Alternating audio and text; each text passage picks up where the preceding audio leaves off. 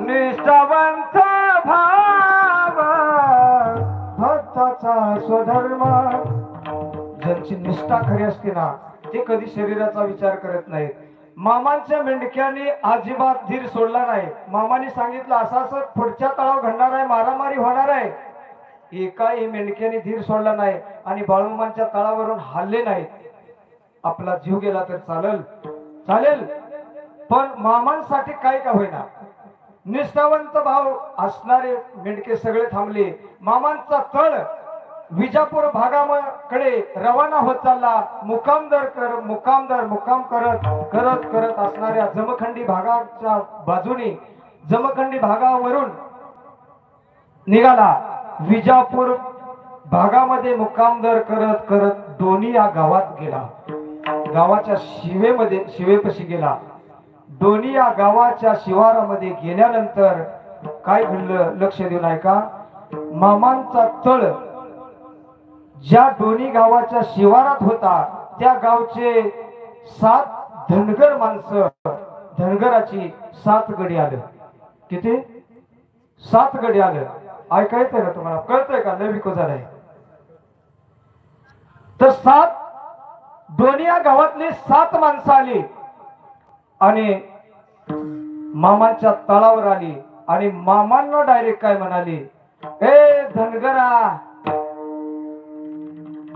आमच्या गावात तुम्ही येता मेंढर घेऊन आणि आमच्या गावातले चारणी करून जाता, गवत धान चारून जाता आणि आम्ही परत काय करायचं? आताच्या आता तुझे मेंढर हलव तळ हलव इथून.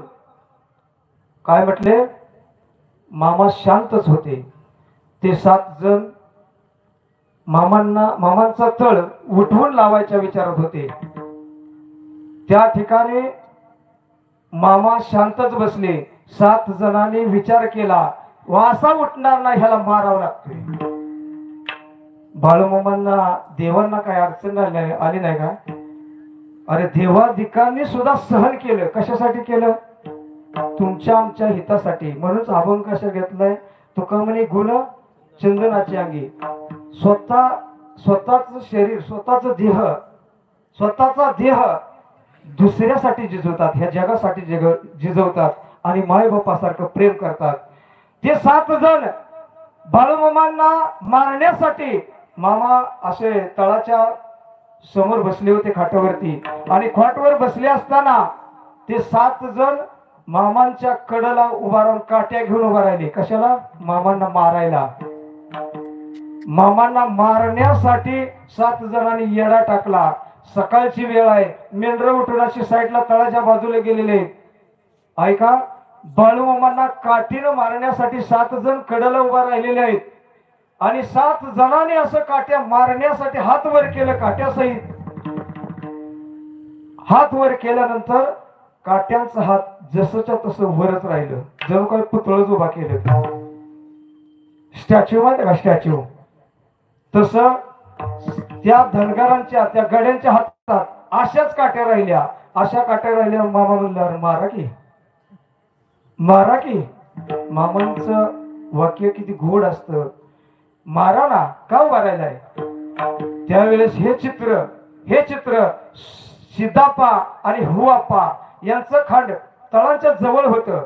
जवळ नजीक असताना सिद्धाप्पा आणि हुआप्पा हे मामांचे सख्खे भाचे. त्या हुआप्पानं पाहिलं. हुआप्पाने मामांना हे 7 धनगर मारतायत. अरे माझ्या देवाला, माझ्या मामाला मारतायत. हे चित्र त्या हुआप्पाने पाहिलं. त्याच्या हातामध्ये कुऱ्हाड होती आणि धावत आला. हुआप्पा धावत